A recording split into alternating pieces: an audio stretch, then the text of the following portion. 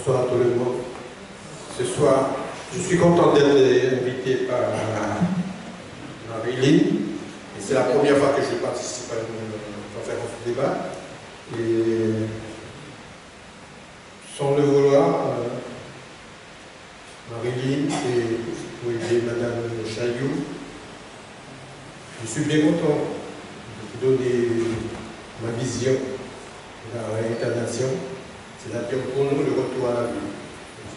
Nous, on a notre vision des choses, mais ce que mon ami Ludo a dit, 90%, c'est les mêmes procédés.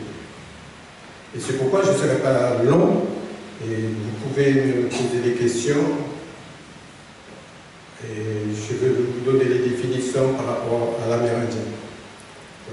Les commandements, les respects, vis-à-vis des morts, tout ça, les accidents, c'est presque pareil, chez nous aussi.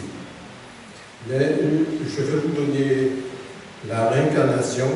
Moi, j'ai des exemples bien précis dans ma famille, parce que du côté maternel, paternel, je suis descendant des Chavannes. Mon arrière-grand-père, c'était des Chavannes. Et je le vois, la réincarnation vis-à-vis de deux garçons que j'ai, et qui sont avec moi, le comportement que mon arrière-grand-père avait, c'est ce qui revient sur l'un ou sur l'autre. C'est comme ça, moi, je vois la réincarnation dans les gestes, dans la vision de la vie.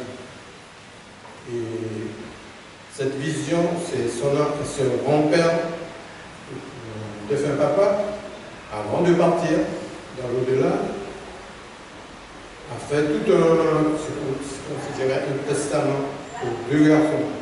Il estimait le plus, il dit, vous étiez déjà là, avant. Et ce que je vous dis là, vous allez retransmettre à d'autres, peut-être à vos enfants, dans le futur. Et moi, personnellement, je crois à la réincarnation. C'est des trucs qui se font normalement. Comme disait Bruno, si tu as fait du bien, ton corps apparaît dans le corps de quelqu'un qui fait du bien. Tu fais du mal, c'est ce que l'on dit, on récolte ce que tu récoltes, ce que tu plantes. Et la seule différence, peut-être, je vais vous expliquer pour la mort. Avant nous, on mettait la mort, la personne qui est morte, dans un amas.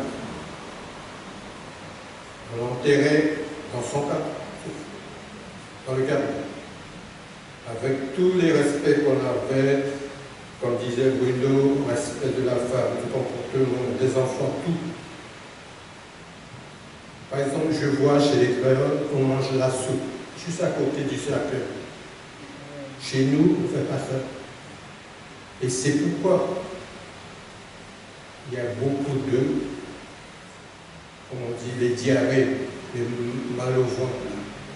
Parce que pour nous, quelqu'un qui mange juste à côté de son ami, de son frère, de sa mère, il mange la chair de sa maman, de son frère. C'est là. Et c'est pourquoi il y a, dans ce monde, il y a beaucoup de maladies.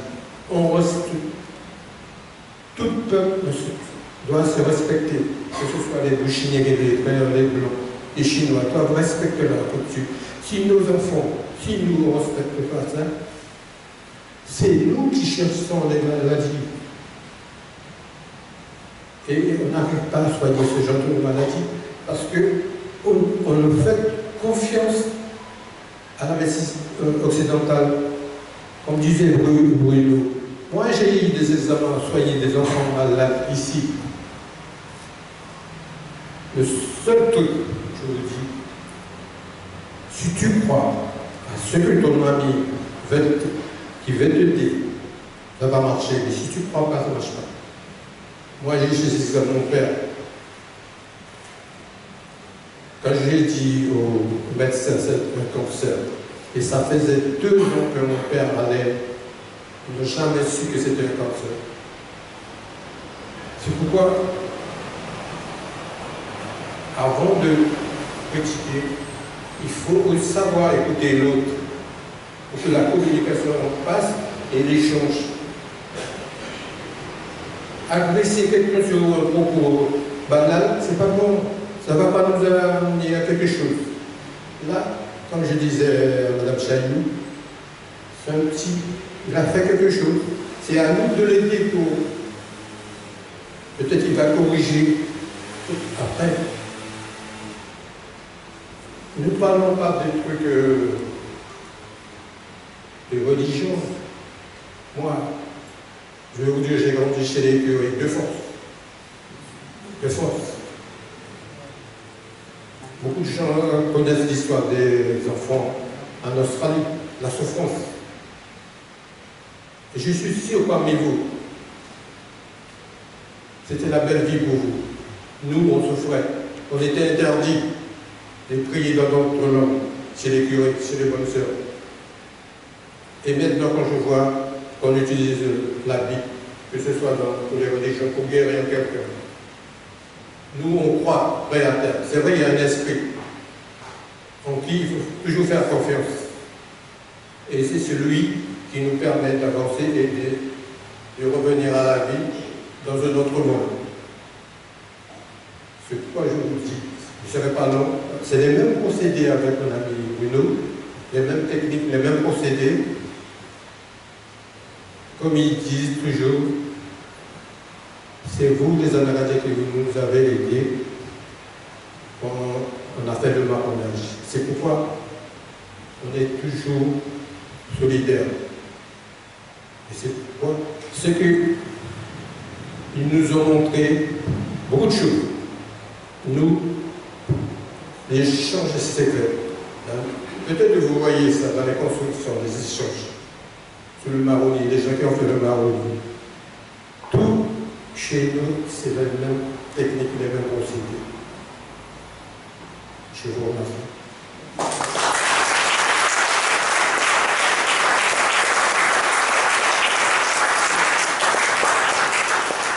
Juste pour relancer le débat, oui.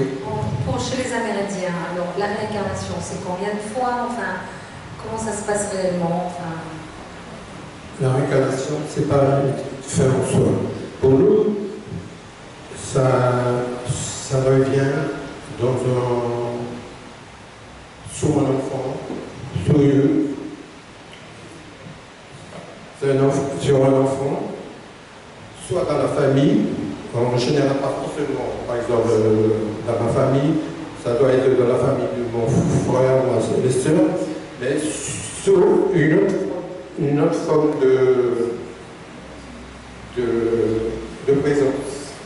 C'est suivant ce que la personne a fait dans sa vie. Comme disait Bruno, si c'est un bon, celui qui doit recevoir l'âme de cette personne, il sera du positif. Mais si c'est quelqu'un qui n'était pas dans le bon sens de la vie, c'est pas conseillé de reprendre son âme. Et vous avez 2 cimetières aussi? Nous, on a, oui, 2 cimetières.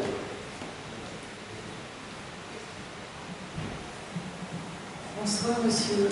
C'est très intéressant ce que vous dites aussi. Je voudrais vous demander, monsieur, je suis très sensible au suicide chez les jeunes gens amérindiens. Et je voulais savoir, en fait, comment... Alors, est-ce que là aussi, il y a une interdiction comme dans d'autres peuples pour les personnes qui se suicident? Parce que, alors, vous allez peut-être me corriger, j'ai entendu dire que, en fait, les jeunes gens qui se suicidaient, les jeunes Amérindiens qui se suicidaient, c'est parce qu'ils entendaient leurs ancêtres les appeler à une vie meilleure.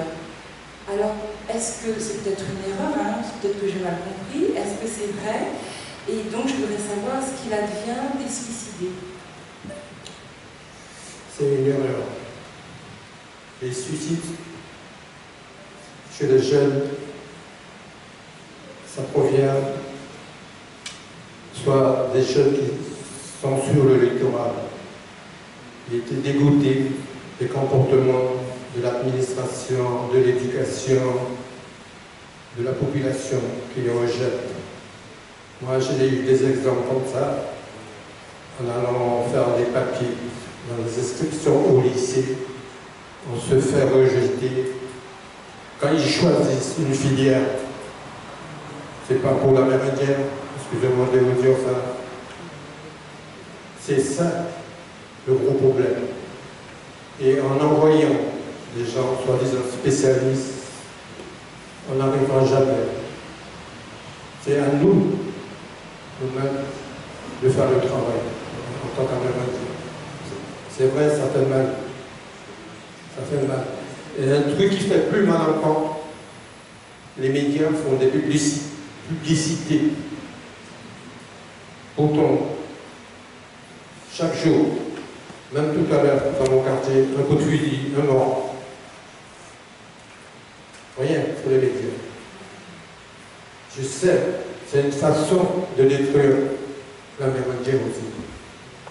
De nous faire perdre notre culture et de nous rendre ce qu'on est. Mais, comme je disais toujours dans les réunions, 5 siècles, vous avez essayé de détruire, on sera toujours là, pour donner les informations à tous ceux qui veulent, comme Mme Chailloux.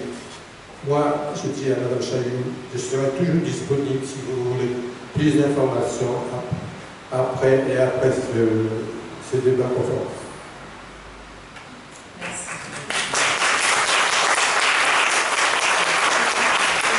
Vous aurez pour apporter aussi un éclairage sur les suicidés.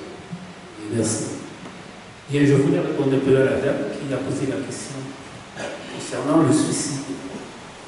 Et il n'y a pas de problème de suicide en réalité sur le plan spirituel. Parce que l'homme a son libre arbitre. Je dis bien l'homme a son libre arbitre. Tout à l'heure, il y a une dame qui a parlé, la deuxième intervenante, elle a dit que la divine providence a permis à l'homme d'avoir son libre arbitre.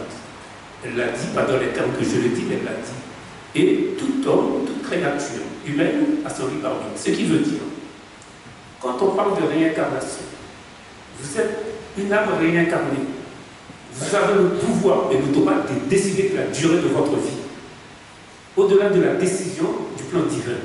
Ce qui veut dire que si vous êtes dans une situation très pénible et difficile, vous avez le droit d'arrêter votre vie. Ça, c'est un droit fondamental.